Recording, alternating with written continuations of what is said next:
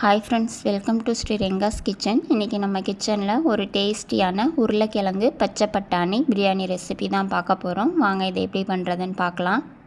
இது பண்ணுறதுக்கு ஒரு குக்கரில் 3 டேபிள் ஸ்பூன் எண்ணெய் விட்டுக்கோங்க. கூடவே 1 டேபிள் ஸ்பூன் நெய் சேர்த்துக்கலாம்.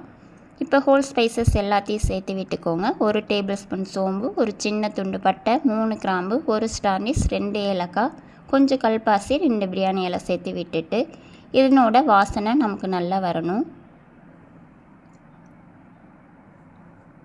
இப்போ 2 பெரிய சைஸ் பெரிய வெங்காயத்தை நீல வாக்கில் கட் பண்ணி சேர்த்து விட்டுக்கோங்க. வெங்காயம் நல்லா வதங்கி வரணும், அப்போ தான் பிரியாணி நல்லா டேஸ்ட் கொடுக்கும்.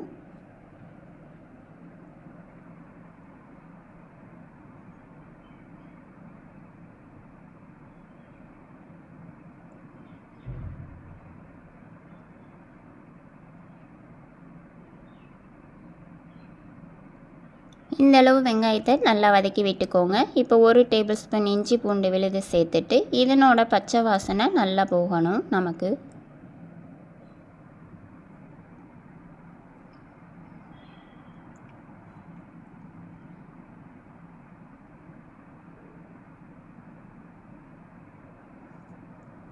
இப்போ 2 மீடியம் சைஸ் தக்காளியை கட் பண்ணி சேர்த்து விட்டுக்கலாம். தக்காளியும் நல்லா வதங்கி வரணும்.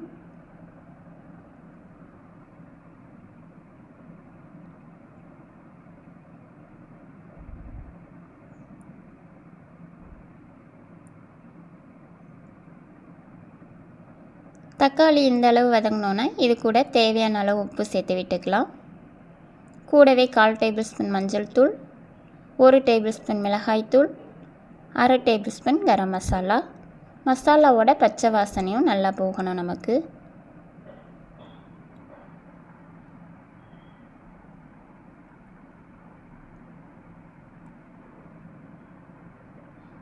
இப்போ 3 மீடியம் சைஸ் உருளைக்கிழங்க தோல் சீவிட்டு 4 கட் பண்ணி சேர்த்துருக்கேன். கூடவே கொஞ்சம் ஃப்ரெஷ் பச்சை பட்டாணியாக சேர்த்து விட்டுக்கலாம்.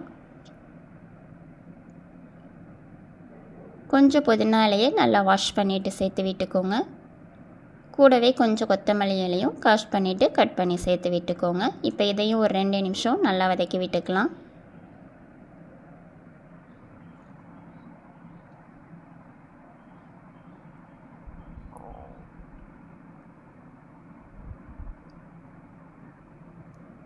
இப்போ இது கூட நான் 2 டம்ளர் துளசி அரிசியை 1/2 மணி நேரம் நல்லா ஊற வச்சு தண்ணி இல்லாமல் வடிகட்டி சேர்த்துருக்கேன். இதையும் ஒரு நிமிஷம் வதக்கி விட்டுக்கோங்க. அரிசி உடையாமல் பார்த்துக்கோங்க.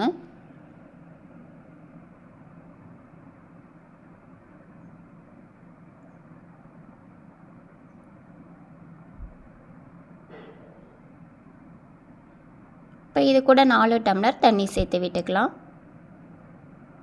இப்போ இதை ஒரு தடவை கலந்து விட்டுக்கோங்க.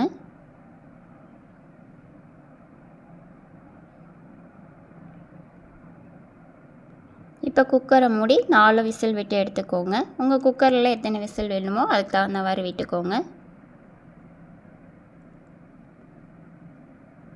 இப்போ பாருங்கள், விசில் அடங்கினோன்னே குக்கரை ஓப்பன் பண்ணியாச்சு. நல்லா வாசமாக உதிரியாகவும் இருக்குது. இப்போ இதை ஒரு தடவை கலந்து விட்டுக்கலாம்.